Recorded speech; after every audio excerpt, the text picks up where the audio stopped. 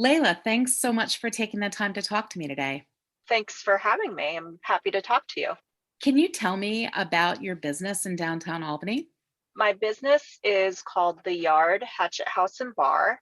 It's an indoor yard. That's the best description I could give it because that's how the idea came to mind. At the yard, we have a really cool bar. We have a large indoor turf to play lawn games on. And then we also have 4 cages for axe throwing. What I was attempting to do with it was capture that feeling of fun that you have in your own backyard, but to bring it inside.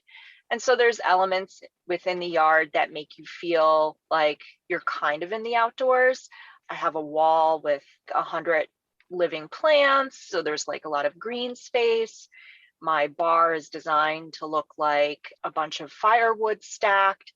In addition to plenty to do, it's a fun space to hang out because there's a lot of interesting things to look at. You mentioned axe throwing, and I have to say, I've actually been to the yard, and my husband and I did some axe throwing, and it's a great way to kind of get out some pent up aggression. Where did you come up with the idea of doing axe throwing, and what reaction do you get from people every time I tell someone about axe throwing? They're like, "What? You can actually do that?" Right. Yeah. So people are always surprised that you can go to a place, especially a place that has alcohol, and throw axes. The idea really came to me about 4 years ago. Axe throwing had started to become a thing in other areas in the country, but nothing local. I've been a lawyer for 15 years. So I was in private practice. I had my own firm, and, I was just very unhappy in my profession, having nothing to do with who I was practicing with. It's just you get older and you sort of re examine life and what do you want to do and what are you not doing that is currently not making you happy. Right. So I had this idea for axe throwing, and I thought it would be a lot of fun and something interesting to bring to downtown, especially because at that particular time, there was a lot of conversation about trying to revitalize downtown to make it a place where people wanted to return to live, instead of just making it sort of a place that people went to go to work and then go home. Downtown Albany has always suffered from a lack of things to do, so I wanted to try to fill that void because you're not really going to get people to want to live someplace if they don't feel like they can easily go and have something to do nearby. Over time, that idea kind of expanded because I didn't want to just make it about axe throwing. I wanted to make it about things that people don't really have access to when they live in like a downtown area. People don't have access to backyards. So I wanted to try to capture that and bring in those elements to downtown Albany, where you could walk into my space in February and still have outdoor fun, but inside. You're not only in a residential neighborhood, but you're also operating in the state capital where people are dealing with some pretty heavy issues. I can't think of any better way to unwind after a long day of lobbying lawmakers or trying to change policy than coming and throwing some hatchets at a wall. Right. Well, I will say we do get a lot of legislators and their staff into the yard. It was probably in the lead up to the budget because it was an odd night. It was like a Wednesday, which is normally like a quiet night for us. And suddenly we had like just people kind of calling and wanting to come in to throw some axes. And long story short, in the course of their visit, I found out that they were up at the Hill in the legislature and they needed to come and blow off some steam. So to your point, yes, it's a very good way to relieve stress and just get out some overall aggression because the past year has just been just tumultuous and terrible for so many people. And it's been tumultuous and terrible for businesses, particularly businesses like bars and places where people gather. How were you able to weather this past year? Initially I was shut down from March until June. In that time, I wasn't sure that we were ever going to really be able to reopen. I certainly understand the state's desire to bring everything to a pause, assess the situation, and kind of figure out what can we safely do. But it was a very terrible period in that time when I had no idea what was going to become of my business, because I opened the yard on the heels of that shutdown. My grand opening was March 13th. The shutdown came March 16th. So Oh, for me, this was everything that I had worked on this for 3 years, and then to suddenly have it yanked away from me over something that I had no control over or nothing to do with. So I would say between March and June, there was a period where I was just trying to figure out what I was going to do once we could reopen, if we could reopen. I had a lot of alcohol and nothing to do with that alcohol. So I make ice cream at home. I really like ice cream. So in this time period when everybody's home baking, I'm making ice cream and thinking about my bar and all of the alcohol behind it that I can't do anything with. So I started putting it in my ice cream, and then just slowly kind of created these recipes with alcohol and created this brand called Boozy Moo, and it's alcohol infused ice cream. So the way that I got the yard reopened in phase 2, when really all you could do as a bar is takeout and outdoor seating, was I drew people in with this ice cream because it was a whole new brand. Downtown Albany doesn't have a lot of ice cream options, and there's certainly nowhere in the area where you can just walk in and get alcohol infused ice cream. So that brand, that Boozy Moo brand, is what saved me in the summer, because that carried me through June, July, and September. And it helped people recognize not only this new interesting brand, but to come in and see the yard. Because once you come into the yard and you see it, you want to stay. And if you can't stay, you want to come back. And then September, October were steady and okay. And then, in November, we went into that holiday wave, that holiday surge. I thankfully could stay afloat.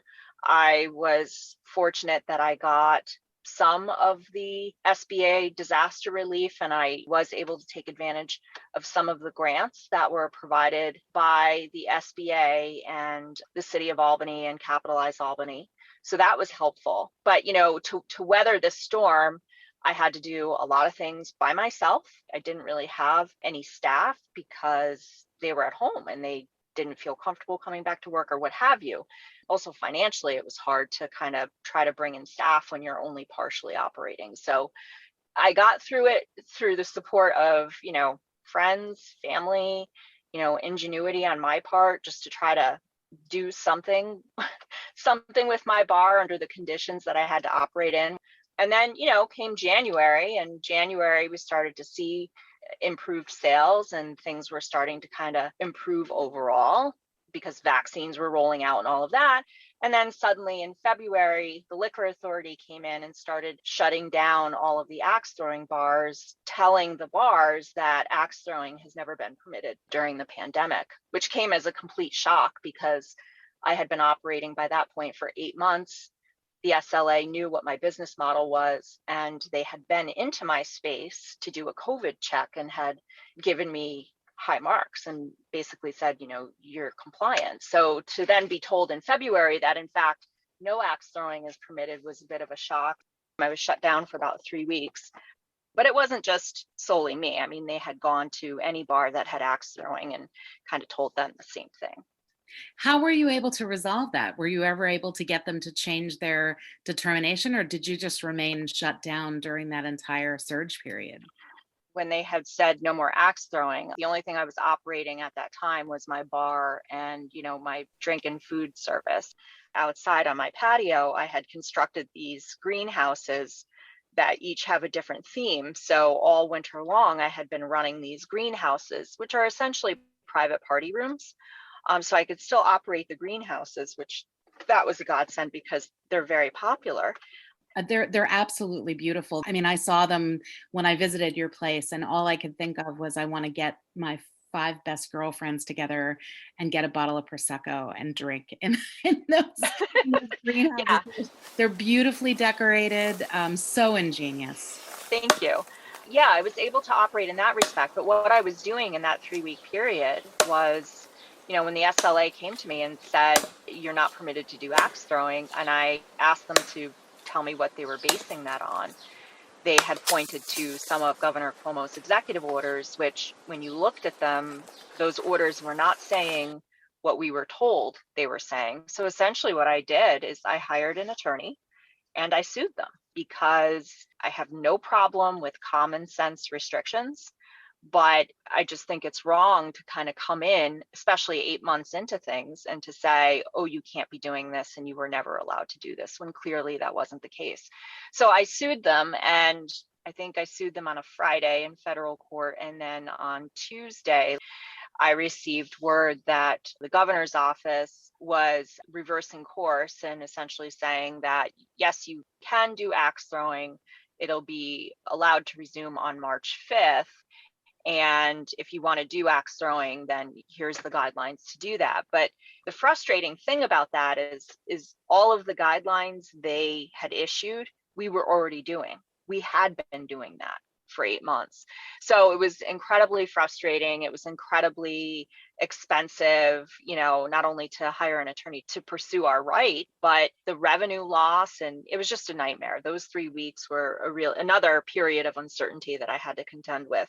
Axe throwing resumed on March 5th, and so now you can come into the yard, and we're open for all of our activities. Of course, we operate and pursuant to the guidelines, and I've always had strict enforcement of those guidelines, and I think that's one of the reasons why I've never had a single case of COVID traced back to the yard.